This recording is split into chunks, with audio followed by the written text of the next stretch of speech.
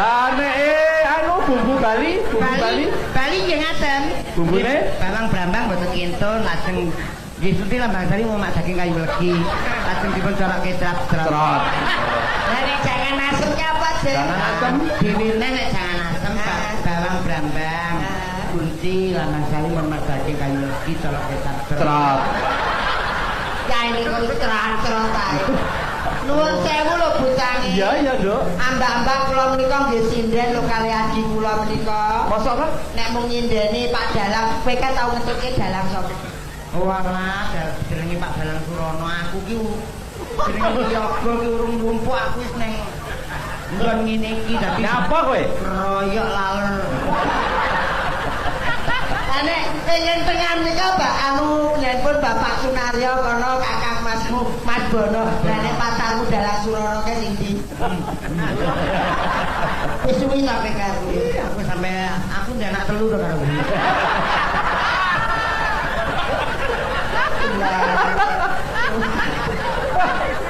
Wah, Pak, tren ibu ati to. Jenenge aku duwe anak telu yo tanpa ndas. Niki kok anak kok tanpa syukur ke anakku jenenge wae. Lho. J Kowe ana Dharma Wanita ya diarani ngadi busana. Masak manak barang ya di. Nuwun sewu lho, kangge kula sowan wonten buntange kalian adhin kula ijem menika nggih badhe nyuwun pirsa buntange. Iya, Nduk. Kula menika sok nampi ulang reh criyosipun piantun putri itu kudu iso masak terus manak. Menika wedinipun napa ta buntange? Nomor 1 masak.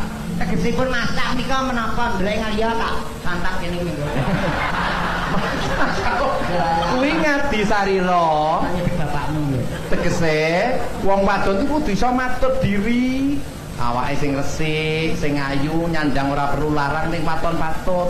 Kuwi kanggo kakunge, ya kanggo pribadine aja ngantek malah nek kakunge lunga, kuwi macake ngebut bareng sing lanang ning omah malah mbobrok kaya gendruwo.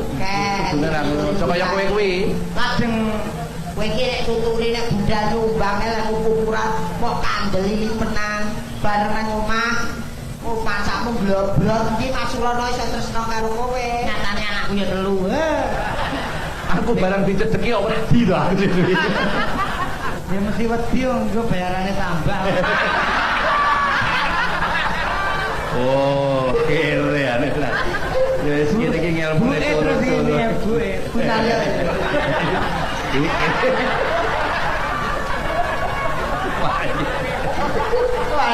Wah, aku metu kowe engko ndadal ketek-ketekan lho, Bapak.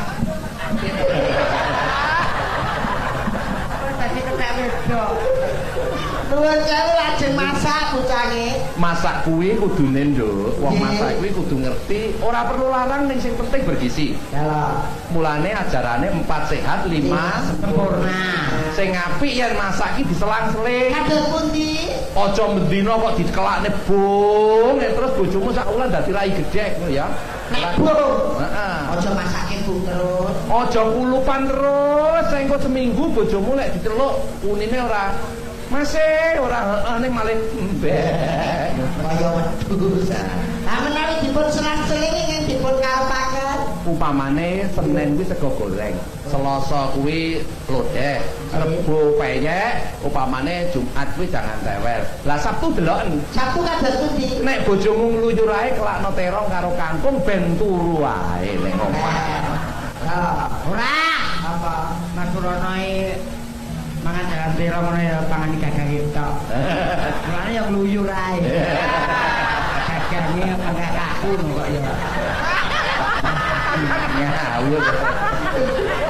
Lajeng mana? Mana yo. Nah, anak